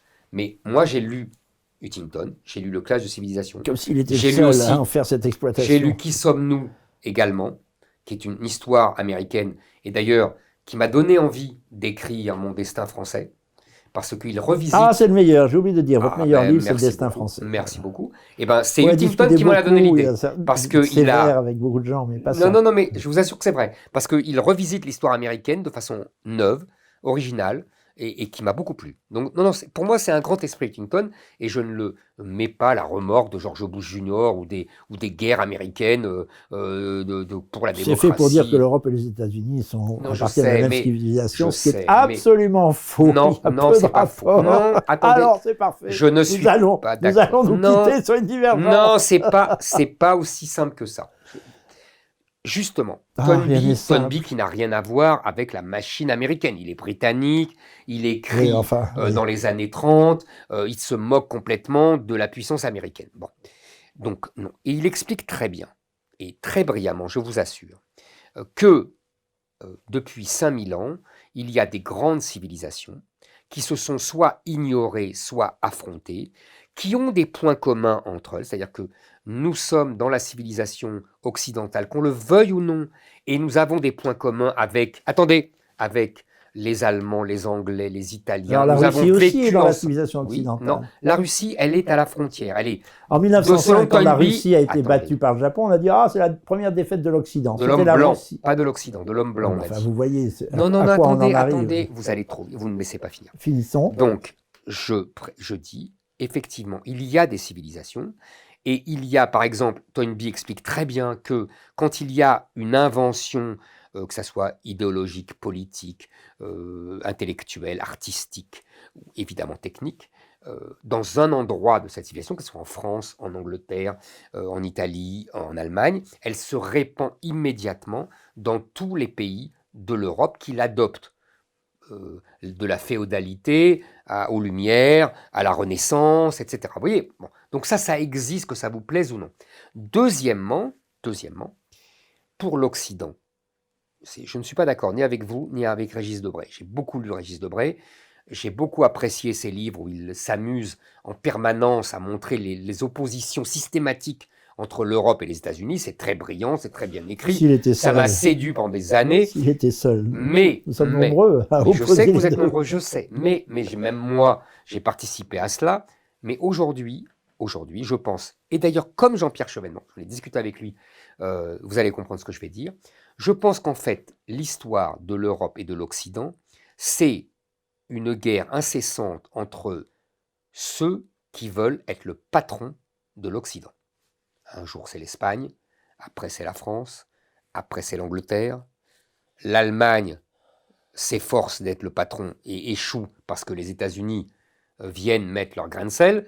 Et donc aujourd'hui, que ça vous plaise ou non, les États-Unis sont le patron Éric, de la civilisation occidentale. hélas, Ça ne veut pas dire hélas, qu'on doit s'y Il soumettre. faut que nous... Ça ne veut pas dire qu'on doit s'y soumettre, ça ne veut pas dire qu'on doit abandonner nos intérêts nationaux, mais ça veut dire que nous avons les mêmes enjeux et les mêmes dangers. C'est-à-dire que je pense que l'Europe, mais on avait dit qu'on ne ferait pas de politique, mais que Alors, on y l'Europe revient toujours, Éric. et les États-Unis sont Mais en même danger, oui. menacés par une guerre de civilisation que mène à la fois la civilisation chinoise et la civilisation islamique. Voilà, c'est cela où je vois cette guerre de civilisation je dans crois que, la suite je du crois Timcon. que tout le monde a compris que notre conversation est sans fin. C'est d'ailleurs pourquoi il Et faut ça, y c'est mettre un plaisir. C'est le terme. plaisir d'ailleurs. Parce qu'on pourrait en dire beaucoup. Je ne crois pas du tout que l'Occident, je ne sais pas ce que ça veut dire en réalité. Bon, là-dessus, nous divergeons Très sympa. beaucoup. Et je dois dire, le christianisme ou la chrétienté, je vois ce que ça veut dire. Moi aussi. Et l'Europe chrétienne aussi. Et Moi l'Europe aussi. qui n'est pas chrétienne aussi, je vois. Moi aussi. Bon, et se recoupe notre largement. conversation est sans fin. Merci beaucoup en tous les cas. Merci à vous vous êtes, de m'avoir permis de plié. parler de choses que j'aime On autant. pourrait rester des heures et des heures et des heures. J'espère que nous la poursuivrons, cette conversation. D'ailleurs, je dois témoigner que vous avez parmi nombreuses qualités, celle de prendre très au sérieux l'amitié. C'est vrai. puisque nous célébrons notre 30e anniversaire d'amitié, Ouais, ça vous fait voyez. plaisir de le dire, parce que vous êtes absolument formidable Merci. sur ce terrain-là, on fait de fidélité et d'affection. Et je pense que nous n'avons pas fini De nous quereller de nous là-dessus. quereller à bâton rompu, comme nous l'avons fait. Je vous en remercie encore. Merci À bientôt, Éric Zemmour. Merci, à bientôt, Paul Marie.